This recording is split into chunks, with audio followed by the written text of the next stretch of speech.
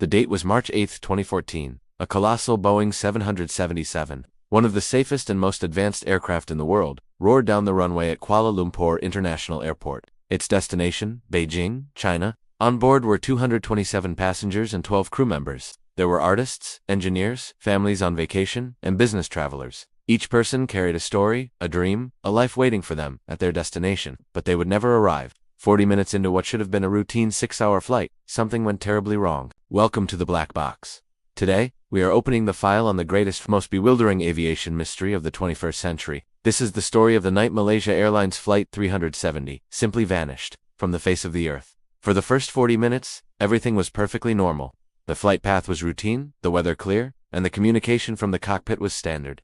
The pilot, Captain Zahari Ahmad Shah, was a highly respected veteran with over 18,000 hours of flying experience. At 1:19 a.m. local time, as the plane was about to leave Malaysian airspace and enter Vietnamese control, Captain Zahari radioed a final, chillingly calm message to the ground. His words have since become infamous. "Good night, Malaysian 370. Those were the last words anyone would ever hear from the aircraft. Just seconds later, the plane's transponder, the device that communicates its identity and altitude to air traffic control, was switched off. On the bright, blinking screens of civilian radar operators, the icon representing MH370 blinked once, twice, and then disappeared completely.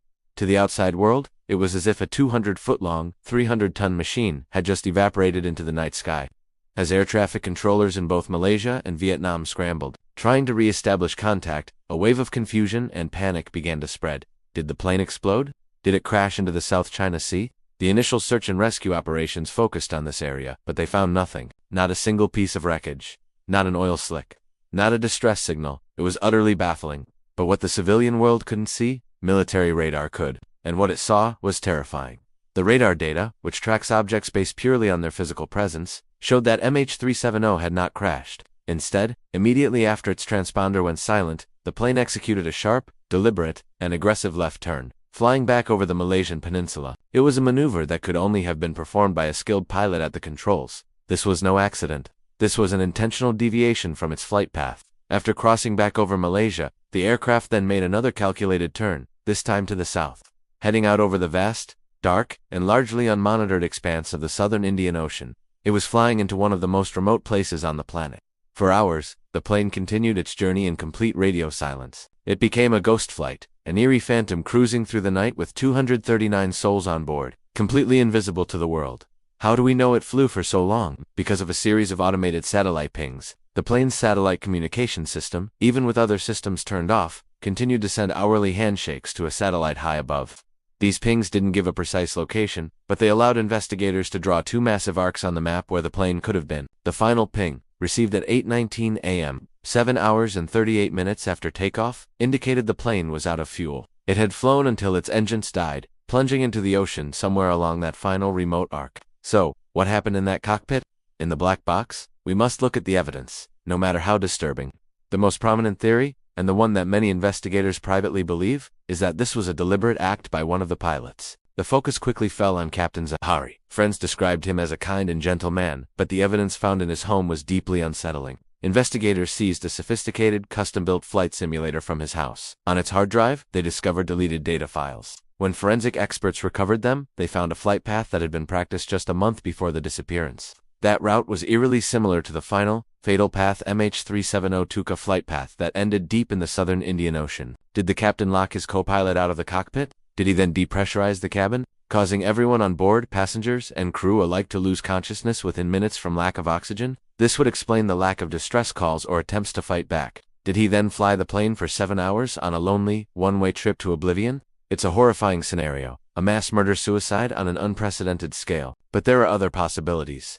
Not everyone is convinced of the pilot suicide theory. Some aviation experts propose a scenario involving a catastrophic accident.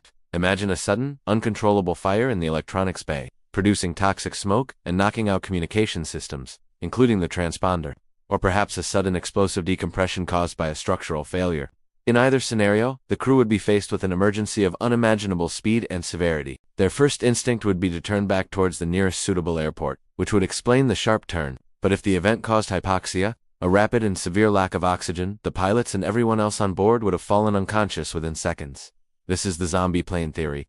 The plane, with its pilots incapacitated, would have continued to fly on autopilot, following the last programmed heading, until it simply ran out of fuel. It's a tragic accident scenario, but it still leaves questions. Why was the transponder switched off at the precise moment it was leaving Malaysian airspace? And why the subsequent turn south?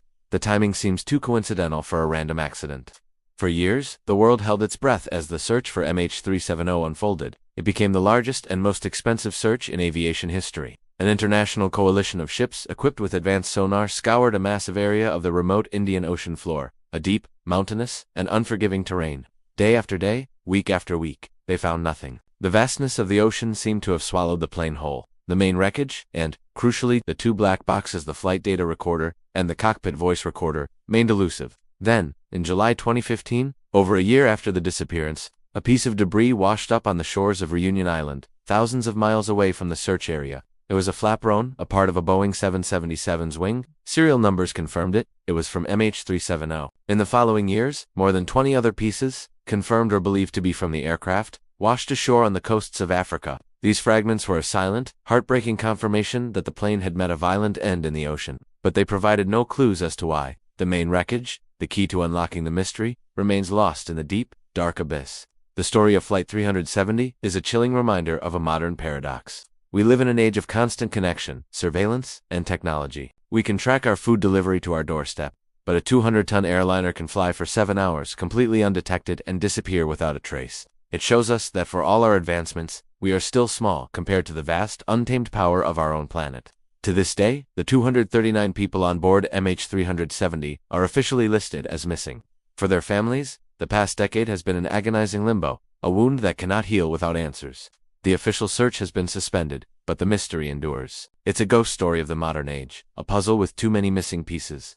The flight that flew into the shadows and never came back? Thanks for watching The Black Box. If you found this investigation compelling, please like this video and subscribe to our channel for more deep dives into the world's greatest mysteries.